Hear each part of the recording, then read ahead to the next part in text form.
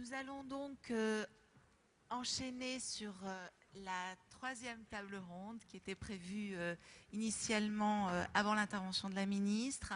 Nous remercions les intervenants d'avoir patienté.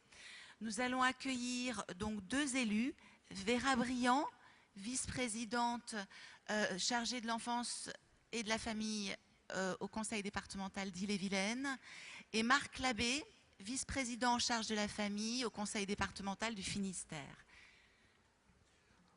Oui, et le troisième invité, c'est en fait Didier Le Sieur qui représentera Christophe Béchu pour présenter les propositions de l'audace sur la réforme de la protection de l'enfance.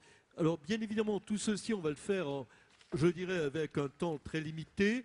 Je voulais quand même vous remercier vraiment de votre extraordinaire attention et patience.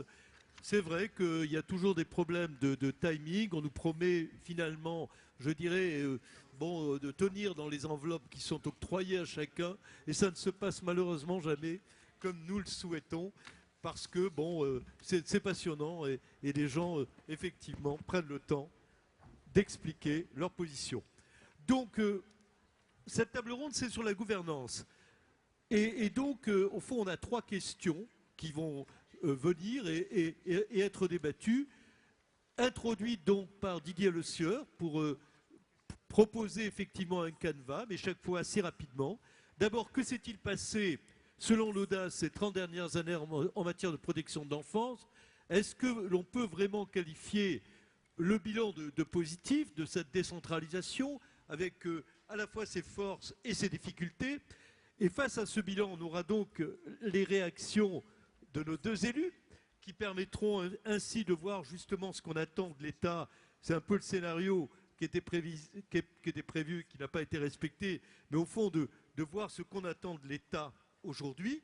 La deuxième question portera sur les coopérations, notamment entre la justice, l'éducation nationale, mais aussi la commune, qui est un peu, je dirais, l'acteur oublié. Et là, on aura aussi, je dirais, le point de vue des deux élus. Et enfin, la question du service social et de son positionnement au regard notamment de l'école, qui est une question importante, qui sera également l'objet d'une proposition faite au nom de l'audace par monsieur Didier Le Sieur. Donc, Didier, première question, très vite, ce bilan, en quelques minutes, 3-4 minutes. Oui, 30 ans de décentralisation finalement de l'aide sociale à l'enfance, on pourrait le qualifier d'un pari réussi. Alors on peut poser la question, mais aussi, à travers cette question, y répondre. Au fond, et la ministre l'a évoqué, l'aide sociale à l'enfance, c'est aussi une mission régalienne qui a été confiée aux départements. Mission régalienne en ce sens que les départements sont chargés finalement d'être dans une posture aussi d'ingérence dans la vie des familles et d'être dans une intervention contrainte, qu'elle soit négociée, et donc on est là dans le cadre administratif, ou qu'elle soit imposée, on est dans le cadre judiciaire.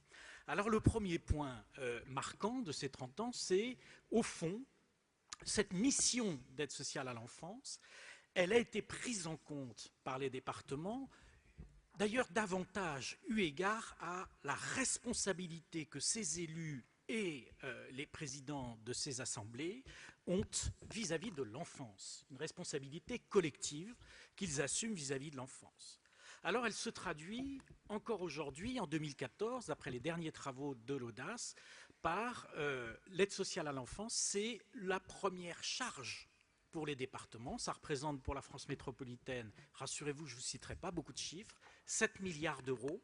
C'est un petit peu moins du quart de la charge, c'est-à-dire de ce que les départements doivent financer sur leurs ressources pour boucler leur budget d'action sociale. Alors quand on regarde plus en détail, on est frappé par deux points. Le premier point, c'est que la part de l'hébergement est relativement stable depuis 30 ans. Elle est relativement stable alors que sur la même période, au fond, on a une augmentation de la dépense pour un nombre d'enfants qui est stable. Ça veut dire que le coût de l'hébergement a augmenté depuis 1984 et les travaux que nous menons montrent que le coût de l'hébergement a été multiplié par 4 quand on tient compte de l'inflation. Le deuxième point, c'est que, c'est d'ailleurs le corollaire de ce que je viens d'évoquer, c'est que la dépense de milieu ouvert et de prévention, puisque c'est un peu le reste de la dépense, a moins augmenté que le nombre d'enfants suivis. Et donc là, au fond, sur cette période-là, on peut dire que c'est un peu le phénomène, un peu, pas inverse, parce que les proportions ne sont pas du tout les mêmes, mais on ne retrouve pas le même phénomène que pour le placement. Autrement dit, Didier, plus d'enfants suivis en milieu ouvert, avec un budget qui n'augmente pas dans les mêmes proportions. C'est-à-dire qu'au fond, les moyens du milieu ouvert ont diminué, concrètement. Voilà, concrètement. Alors que du côté de l'hébergement, c'est l'inverse. Alors, indéniablement, mais je ne vais pas m'étendre sur cette question, la qualité et la manière d'accueillir et de prendre en charge s'est profondément renouvelée et a été travaillée depuis, bien entendu, 30 ans. Sur le fond, et là aussi, Madame le ministre l'a évoqué, ce qui s'est confirmé, c'est bien sûr toujours la prise en charge des enfants maltraités, mais ce n'est pas la majorité des prises en charge. Ce qui a beaucoup augmenté, ce que montraient les travaux de l'audace jusqu'en 2007, et ce que montre encore, ce qu'on peut entendre quand on travaille avec les départements, c'est un nombre de plus en plus important d'enfants qui sont suivis ou pris en charge parce qu'ils sont avec des parents déstabilisés. Et que ça, cette évolution fondamentale, elle doit être prise en compte, et que c'est probablement un des points, j'allais dire, où la décentralisation, un des points perfectibles de la décentralisation. C'est-à-dire, c'est comment est-ce qu'on prend en compte, comment est-ce qu'on analyse qui sont et quels sont les parcours des enfants, pas seulement ceux qui sont pris en charge, mais le parcours qu'ils ont eu avant, de façon à pouvoir anticiper et à organiser des politiques publiques pour répondre à ces déstabilisations des parents. Et là, ça nécessite certainement davantage de porosité entre le travail des professionnels et les élus. Parce que c'est sur ce champ-là que les élus, et notamment les élus locaux, peuvent investir, j'allais dire, initier, impulser des orientations fondamentalement nouvelles. Et le contexte nous y aide. Le contexte nous y aide. Alors vous allez me dire, il est gonflé, parce qu'on est dans une période quand même difficile au niveau financier, certes. Mais le contexte nous y aide parce que nous avons pour la première fois, d'une part, une assemblée départementale, enfin des assemblées départementales qui sont élues pour 6 ans. On mesure mal, pour ceux qui connaissent bien le fonctionnement des départements, ce que représente cette évolution, la durée, 6 ans. Et puis, le deuxième élément fondamental, c'est aussi un profond renouvellement des assemblées départementales. Et là aussi, c'est un atout extraordinaire. Évidemment, il y a un travail d'apprentissage, mais on a aussi le fait que regard neuf, eh bien, possibilité neuve. Vous venez donc de lui dire, monsieur Le Sieur, qu'au fond, ces 30 dernières années avaient été marquées non pas, comme le craignaient certains, par un abandon par les élus de la problématique de la protection de l'enfance, mais plutôt un investissement constant et renouvelé, avec certes donc des questionnements, notamment sur l'augmentation des dépenses d'hébergement, mais on peut tout de suite le dire, une partie est imputable aussi à la métamorphose de l'accueil familial, où on a fait beaucoup d'efforts pour professionnaliser le placement familial, revaloriser aussi les salaires des assistantes maternelles. Donc il y a eu des efforts qualitatifs considérables, mais avec aussi des interrogations. Mais en même temps, vous terminez en nous disant la nouvelle configuration des conseils départementaux est plutôt un bon signe avec la durée et aussi peut-être ces nouvelles personnalités qui prennent en charge les responsabilités. C'est une manière de permettre de m'adresser à Madame Briand, qui n'a pas cessé de me dire depuis que nous l'avons invitée à cette table ronde, je suis un jeune élu, en tout cas sur la protection de l'enfance, donc ayez preuve, faites preuve d'indulgence parce que c'est un sujet que je connais encore mal. Mais je pense que nous en avons parlé. Vous pouvez nous donner quand même une réflexion d'acteurs politiques sur ce que vous attendez de l'État, compte tenu au fond que les élus se sont emparés de façon positive de cette responsabilité. Que peut-on attendre de l'État? Alors effectivement, bonjour à toutes et à tous. Effectivement, je suis une élue toute récente, puisque j'ai été élue au conseil départemental au mois d'avril, donc en charge de la protection de l'enfance. Donc c'est un regard tout neuf, un regard de découverte, et j'ai appris beaucoup de choses cet après-midi. Et je dois dire que le discours de Madame la ministre m'a totalement satisfaite, m'a totalement donné des perspectives et des ouvertures,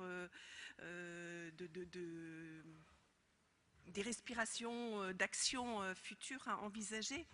Et je trouve ça vraiment très très bien. Mais effectivement, je suis élue aussi depuis 2008 avec une autre casquette, et notamment à la ville de Rennes. Et donc je me permettrai d'apporter un regard plus global pour répondre un peu à votre question, et de regarder les choses de façon au niveau de la prévention, d'avoir ce regard un peu plus sociétal, et de voir où effectivement en amont on peut, nous élus, avoir cette sonnette, tirer cette alerte quand les choses commencent peut-être à aller moins bien, et donc à mettre en place des actions de prévention.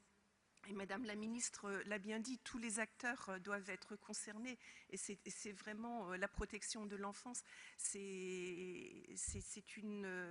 Tous les acteurs doivent contribuer à faire que cette protection de l'enfance soit efficace, et permette aux professionnels qui font un travail de qualité. En 2 mois, c'est certes court pour moi, mais j'ai pu mesurer tout le travail qui se fait. Et donc pour que toutes ces sonnettes d'alarme puissent se mettre en route, et que les acteurs puissent faire résonance et travailler ensemble. Et donc là, je pense qu'il y a des articulations importantes avec tous les acteurs qui font la ville, qui font la politique de la ville. Et notamment ce repérage qui va dans le sens du respect des droits de l'enfant tels qu'ils sont inscrits dans la Convention des droits de l'enfant que je connais bien, puisse être activé. Et je pense que là, les collectivités ont pour la plupart un grand savoir-faire, une grande expertise, et donc cette coordination d'acteurs qu'on a entendu tout au long de l'après-midi sur le terrain entre les professionnels qui sont en lien, qui travaillent dans le champ de la protection de l'enfant, cette coordination d'acteurs doit aussi se faire à un autre niveau avec d'autres acteurs, ceux qui font les autres politiques de la ville. Oui, vous êtes, du fait de vos origines d'élu municipal, convaincu effectivement de la nécessité d'une forte articulation aussi avec la politique de la ville, la prévention spécialisée certainement, et donc d'une coopération qui ne soit pas simplement entre l'État et le département, l'État avec notamment sa responsabilité en matière de protection judiciaire, mais également avec les autres acteurs associatifs municipaux du territoire. Du côté de Marc Labbé, donc le Finistère, vous n'êtes pas très éloigné de l'Ille-et-Vilaine, mais en ayant aussi une approche différente, parce que les problématiques sont différentes entre ces deux territoires. Donc, quelle est votre opinion sur à la fois le bilan et les propositions du ministre? Bonjour à tous. D'abord, je ne vois pas, je ne comprends pas très bien pourquoi vous dites que les questions sont si différentes que cela entre l'Ille-et-Vilaine et le Finistère. Je crois que le Finistère, c'est pas le bout du monde. Il y a une métropole, il y a des... Enfin bon.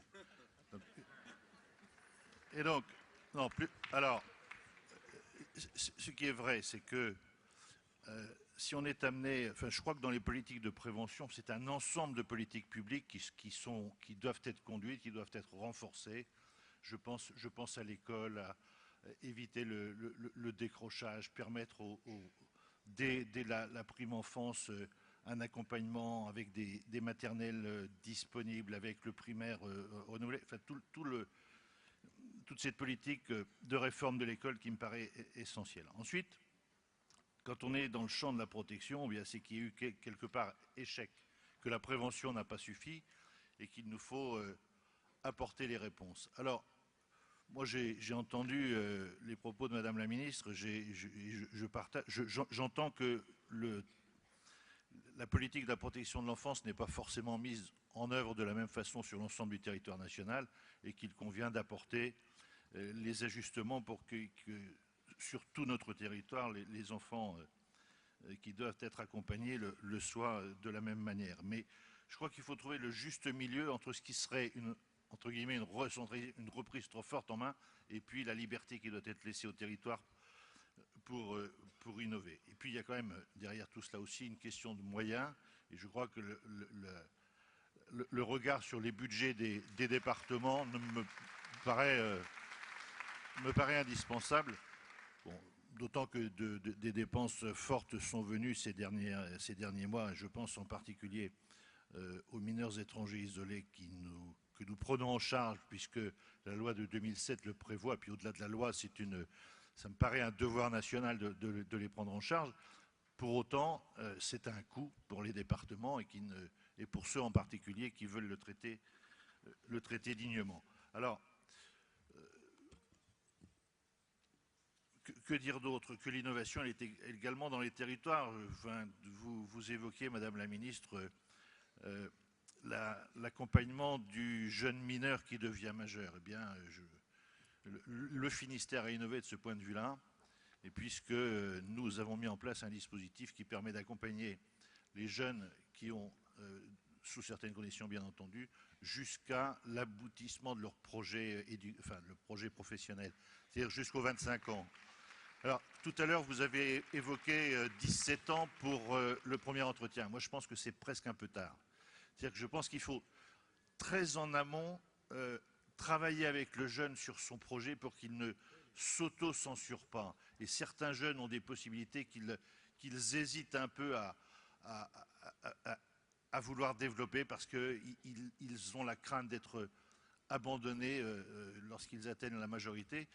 Dans le Finistère, on a innové de ce point de vue-là. Alors ça nous coûte un peu, c'est vrai, mais nous assumons totalement cette dépense. Et puis en plus de la dépense, nous avons, en lien, en travaillant avec la DEPAP, mis en place un système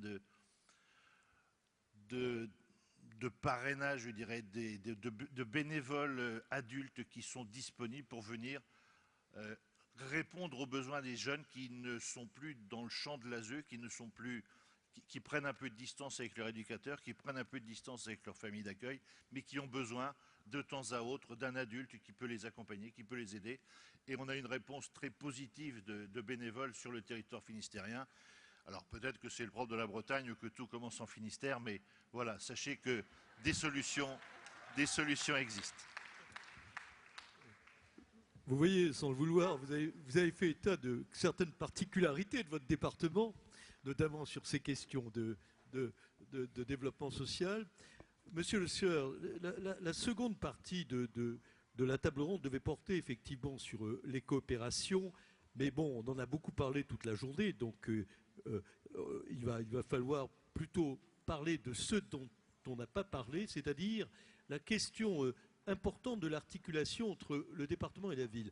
Donc, de quoi fait état aujourd'hui l'audace lorsqu'on aborde cette question de la prévention et du rapport entre la ville et le département sur cette question de la prévention?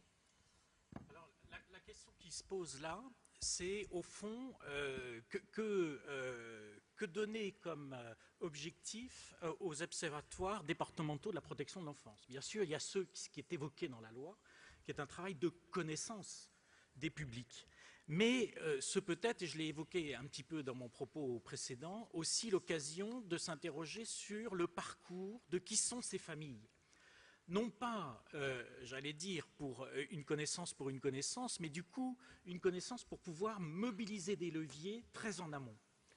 Je souhaiterais à cet égard évoquer cette question, et Jean-Louis Sanchez, vous avez commencé à le déflorer, c'est-à-dire c'est la question de comment est-ce que, à partir de cette connaissance des parcours et notamment de ces familles déstabilisées.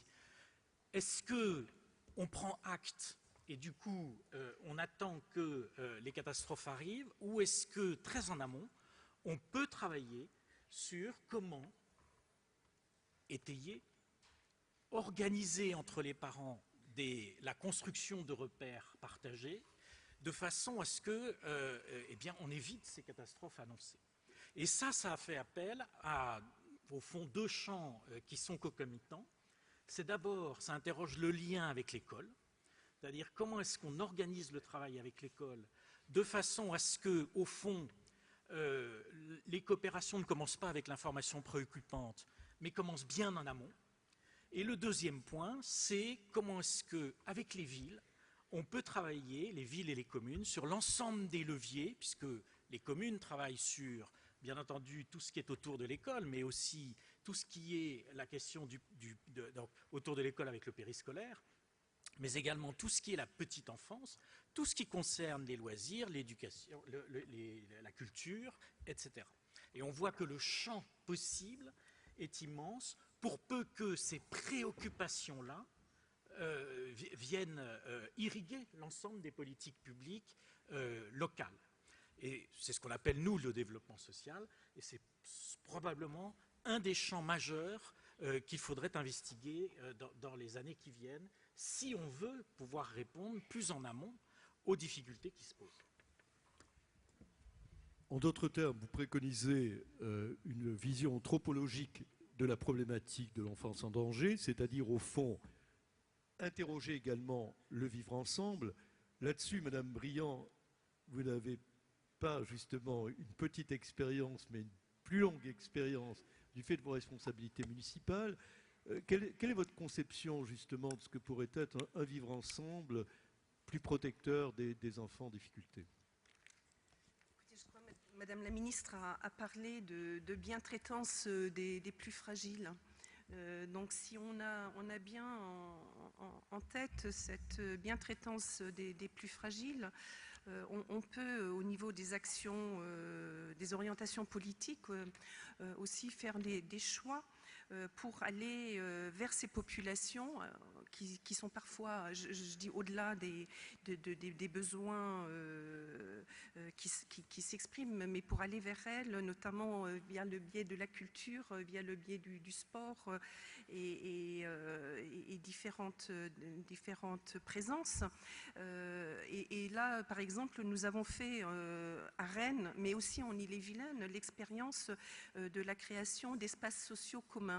Des espaces sociaux dans lesquels se retrouvent à la fois les services sociaux des CCAS de la ville, suivant les quartiers, mais aussi les services du département, hein, le centre départemental d'action sociale. Et donc là, il y a une interconnaissance déjà des acteurs et du coup une meilleure reconnaissance aussi du public auquel on peut proposer par des politiques publiques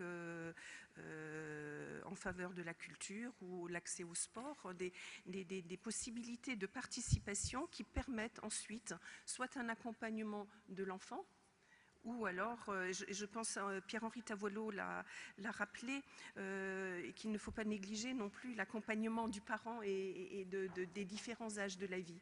Et donc, quand on réfléchit différents âges de la vie, on arrive aussi à ce qu'a dit Madame la Ministre, on arrive aux plus âgés également. Et donc c'est ce qui donne sens à ce vivre ensemble. Et je crois que là, tous les acteurs qui font la société ont un rôle à jouer parce qu'il y a aussi des transferts non seulement de connaissances, mais aussi de créer des liens qui sécurisent.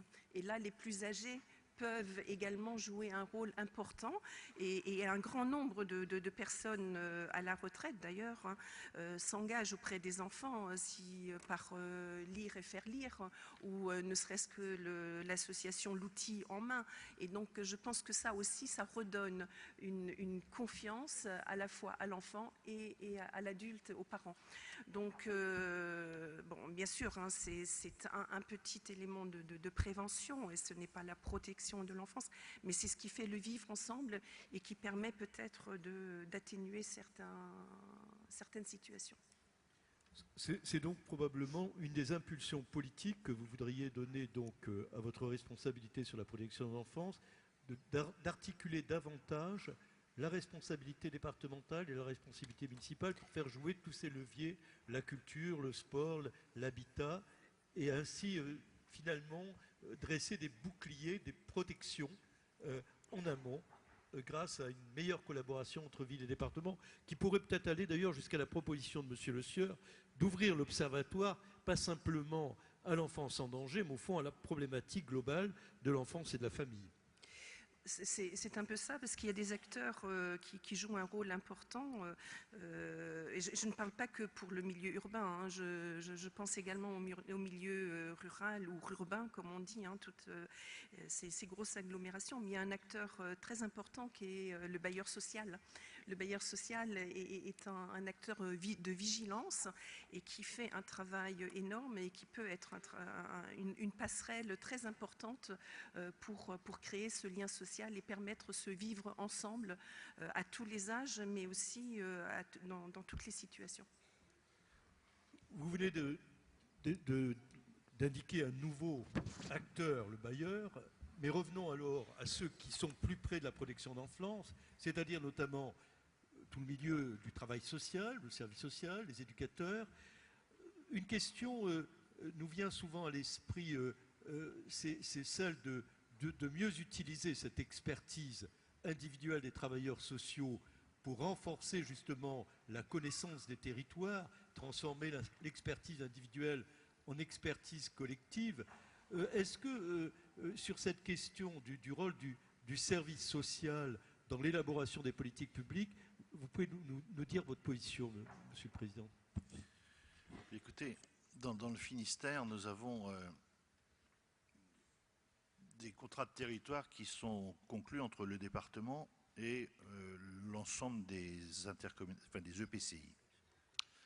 À l'intérieur de ces contrats de territoire, nous avons souhaité des contrats de cohésion sociale. Alors c'est un peu innovant, c'est un peu inutile de vous dire que dans certaines EPCI, on a introduit la cohésion sociale, mais parce que si on avait fixé comme règle qu'à défaut de l'introduire, il n'y aurait pas de contrat. Donc c'est un moyen assez efficace. Pour autant, une fois que c'est dans le contrat, encore faut-il y donner du contenu et faire fonctionner. Donc là, on va s'engager, enfin nos contrats de territoire viennent d'être signés, donc on va s'engager avec l'ensemble des EPCI de notre département sur le volet cohésion sociale des contrats de territoire. Alors, ça veut dire quoi? Ça veut dire qu'il y a des territoires, bon, les deux grandes villes du Finistère ont essayé par exemple de travailler sur la politique des collèges et de la fameuse sectorisation autour des collèges pour viser à une meilleure cohésion sociale. Avec d'autres territoires, c'est comment nos outils CDAS qui sont déployés sur l'ensemble du département peuvent mieux travailler avec soit les CCAS quand ils existent, soit l'ensemble des partenaires du territoire qui œuvrent d'une manière ou d'une autre dans le champ du vivre ensemble, de la cohésion sociale, de l'organisation, de l'accueil de la petite enfance, etc. Enfin, tous les acteurs qui sont nos partenaires au quotidien. Alors, parmi eux, il y a aussi bien entendu des associations, des fondations qui travaillent dans le social et avec lesquelles il nous faut travailler également pour construire le vivre ensemble, tout simplement. Vous avez donc le sentiment d'avoir réussi cette coopération entre les différents acteurs? On n'est pas... attendez, on engage une démarche, je pense qu'on va réussir parce qu'on a la volonté d'y parvenir, la conviction que c'est indispensable si on veut éviter les difficultés. La politique de la ville qui également existe sur 3 territoires du Finistère, aujourd'hui les départements sont obligatoirement, de par la loi, ils sont dans les contrats de ville. Donc on a là aussi des moyens pour faire valoir un certain nombre de politiques sociales qui nous tiennent à cœur et qui vont dans le sens de la prévention et donc, je l'espère, de moins de besoins en protection demain. Oui. Oui, allez-y, Madame Oui, Briand, excusez-moi. je me permets de rajouter que, effectivement, les contrats de territoire, ce sont des outils qui sont particulièrement précieux et adaptés justement pour cette transversalité des politiques qui permettent de faire la prévention. Et parce que il est important, et ça a été dit tout au long de l'après-midi, il est important de décloisonner. Il est important, mais il ne suffit pas de décloisonner. Il faut aussi trouver un projet commun et le cadre pour inscrire ce projet commun, c'est tout à fait le contrat de territoire qui est vraiment fondé sur le diagnostic du territoire. Mais je pense également que les observatoires départementaux de la protection de l'enfance sont des outils qu'il nous faut renforcer, à l'intérieur desquels je crois que l'ensemble des partenaires de l'Observatoire doivent être peut-être plus acteurs et ne pas être trop en attente de ce que le département pourrait proposer. J'ai la conviction qu'on peut faire beaucoup plus à l'intérieur de cet outil d'observatoire pour justement partager des éléments de diagnostic et proposer des orientations, des évolutions des politiques qui sont mises en œuvre, enfin, ou des déclinaisons des politiques mises en œuvre par le département ou par d'autres acteurs, que ce soit les intercommunalités ou les communes.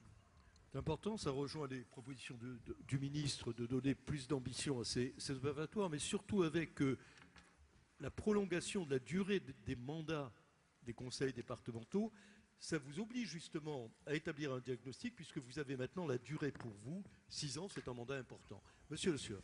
Oui, je voudrais beaucoup insister sur l'importance de ce qui vient d'être dit, c'est-à-dire une évolution fondamentale des relations entre les départements et les territoires. C'est-à-dire que jusqu'à maintenant, les contrats de territoire étaient réservés à l'investissement. C'était au fond la partie de financement du département au soutien d'abord des projets des communes et de plus en plus des EPCI. Et là, ce qui est en train de se dire, c'est une mutation fondamentale. On passe sur des contrats de territoire qui vont aussi évoquer le fonctionnement, comme on dit, mais pas sous l'angle forcément financier, mais sous l'angle de l'intervention, et comment sur les territoires, on se mobilise ensemble sur des problématiques, dont celle du soutien à l'enfance et à la famille. C'est une transformation fondamentale de l'action locale, à mon sens. Parmi les propositions qui se sont dégagées du dernier rapport de l'audace qui va être publié prochainement, est-ce que l'une vous paraît tout à fait importante pour qu'on puisse la soumettre, je dirais, à la réaction de nos deux élus?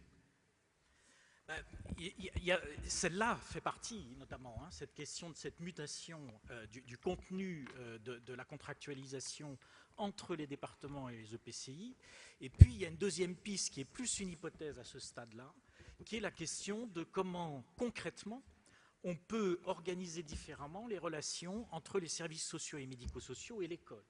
Et on peut poser l'hypothèse que s'il y avait une présence de travailleurs sociaux dans les écoles, ça permettrait d'abord d'éviter ces ribambelles d'informations préoccupantes, puisque quand même une partie extrêmement importante des informations préoccupantes viennent de l'école, et permettrait surtout de pouvoir travailler très en amont les difficultés qui peuvent apparaître pour les enfants et leurs parents. Une réaction? Question difficile. Merci d'applaudir parce que je pense que c'est une question clé de l'avenir, mais on attend la réaction de nos élus. Non, mais c'est une question difficile, mais qui renvoie aussi au qui paye quoi et qui finance, parce que sinon on peut être d'accord, moi je veux bien avoir une permanence hebdomadaire ou quotidienne, même si vous voulez, dans les établissements scolaires. La question est de savoir qui paye les travailleurs sociaux qui interviennent. Et ça, c'est une vraie question. Donc, comme pour beaucoup de transferts de compétences, si on doit prendre en charge les assistantes sociales et les médecins scolaires, il faut que les financements suivent. À partir de là, peut-être pourrions-nous faire mieux, peut-être. Mais je crois qu'à défaut d'aller jusque-là, c'est le travail en réseau aussi qui peut être qui peut aujourd'hui, en tout cas, nous permettre d'avancer. Dans l'Observatoire départemental du Finistère, on a les deux réseaux, le réseau public et puis le réseau de l'enseignement catholique, puisque vous savez qu'en Bretagne et dans le Finistère en particulier, il est très puissant. On a là un lieu de discussion. Les informations préoccupantes sont beaucoup plus nombreuses dans le réseau public que dans le réseau confessionnel. Comme quoi, vous voyez que c'est pas la réponse n'est pas forcément à l'intérieur du collège, puisque ce qui veut dire que les informations préoccupantes des jeunes qui sont scolarisés dans ce réseau ne sont pas faites par l'institution scolaire, mais par les professionnels du social qui sont à côté. Vous voyez comme quoi c'est bien le travail en réseau qui est fondamental. Et que... Oui, je crois que le fonctionnement est plus important que l'organisation. Monsieur Le Sieur, une dernière question? Non? Ben écoutez, on va laisser donc Madame Senghor faire le lien avec la journée de demain. Vraiment vous remercier d'avoir eu beaucoup d'indulgence à ce scénario, je dirais, un peu bousculé de l'après-midi. Merci encore. Et donc, Madame Senghor. Oui, en 2 mots pour vous remercier, bien évidemment, mais surtout pour vous redire que nous étions embêtés de n'avoir pas pu traiter, comme nous l'avions envisagé, les questions écrites. Parce que vous avez vraiment joué le jeu. On a beaucoup de questions écrites. On a beaucoup de questions donc, sur Twitter aussi. Donc, je souhaitais vous dire que nous allons vraiment les dispatcher auprès des modérateurs d'ateliers ce soir, de manière à ce qu'elles soient traitées à minima en atelier demain. Et nous les mettrons aussi, bien évidemment, sur nos divers sites, puisqu'il n'y a pas que des questions, mais aussi des remarques, des interpellations. Je m'y engage, donc nous le ferons. Vous avez eu la gentillesse de jouer le jeu. On a dû déraper, vous l'avez compris, en raison de contraintes horaires pour l'intervention de la ministre. Mais nous essaierons de nous rattraper donc, dans les ateliers demain. Voilà, et on vous remercie infiniment pour votre patience. N'oubliez pas demain vos badges, ce sera très contrôlé puisque vous êtes très nombreux. Et on vous souhaite une bonne soirée à Rennes. Merci encore.